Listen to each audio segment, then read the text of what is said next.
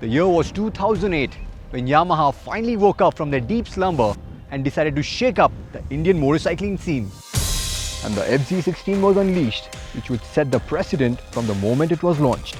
Derived from Yamaha's flagship naked, the FZ1, the FZ16 was undeniably the best looking 150cc naked on offer.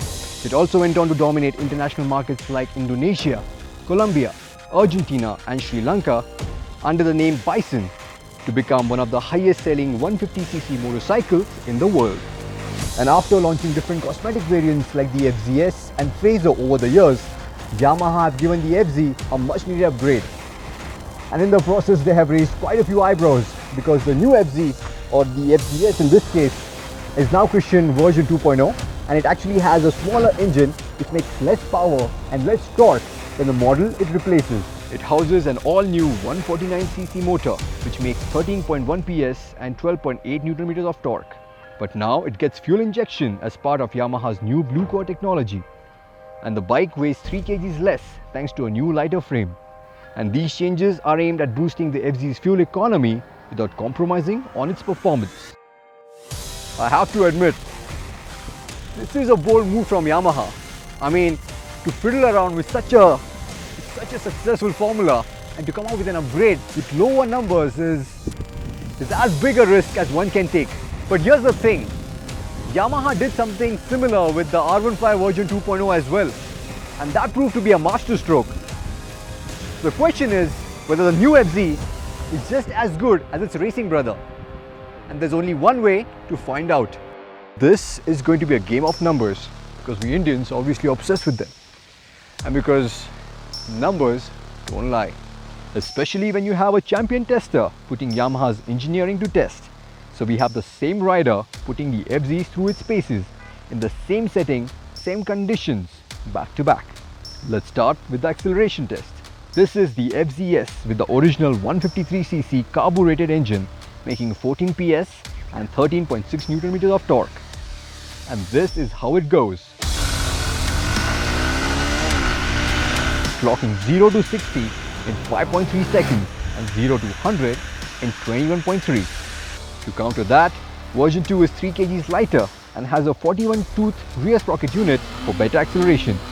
And it works, helping the V2 beat its predecessor by clocking 0 to 60 in 5.2 seconds and 0 to 100 in 20.4 seconds. Version 1 is capable of a true top speed of 107 km per hour. And version 2 beats it thanks to its closed-loop fuel injection system, helping it extract better top-end performance where the old FZ ran out of steam. But the main reason for the fuel injection was to fix the FZ's Achilles heel, its pure fuel economy. And this has gone a long way in improving it. While the old FZ dished out a fuel economy of 34 km per litre, version 2 trumps it by a considerable margin, turning in 43 km per litre, the Eco Light coming in handy to make every drop count. So looks like Yamaha have done it again, because the new FZ not only delivers better performance, it also boasts of much better fuel economy. But I'm not sure if that's enough. I'm not exactly sure if Yamaha has done enough to ensure that the FZ, the new FZ, is still the lord of the streets, especially when you include this in the same equation.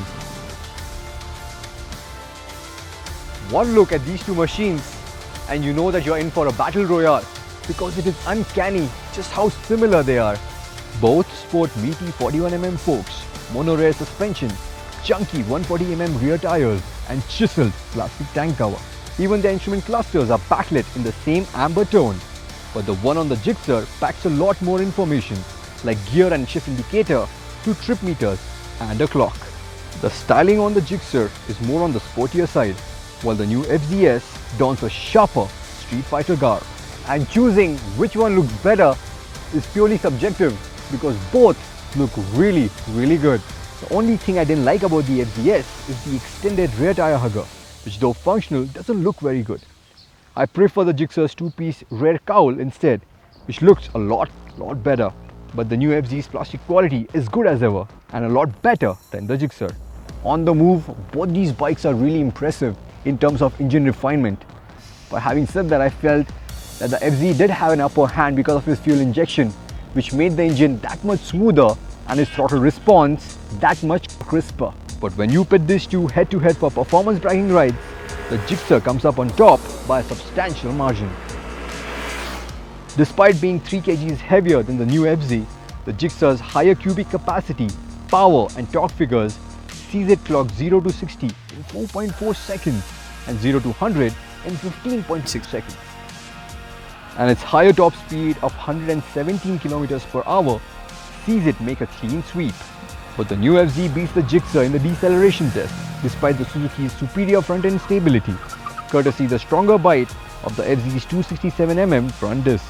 It also registers better fuel efficiency as compared to the 40 kmpl figure returned by the Gixxer in similar riding conditions.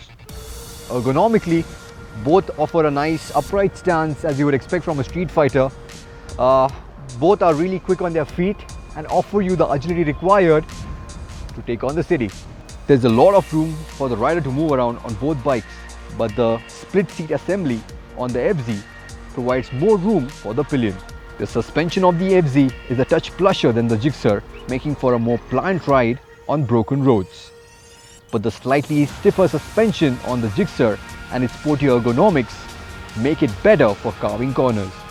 The posture offered by the sculpted tank, the wide handlebar and the taller heel plates on the Gixxer are in fact the best in class. So to summarize, I have no doubt that the new FZ version 2.0 is going to be just as successful as its predecessor thanks to better technology, sharper looks and of course with this fuel economy woes finally ironed out. But that also means that you'll have to pay 6,000 rupees more for the new FZ and about 8,000 rupees more for the FZS, which is the model which you see right here. And that's exactly why I can't help but be even more impressed with the Gixxer, because not only does it offer peppier performance, it looks fresher and brings a sporty approach to this segment while still costing 4,000 rupees less. So while there's no denying that the FZ is a step ahead, the Gixxer has taken the entire game forward.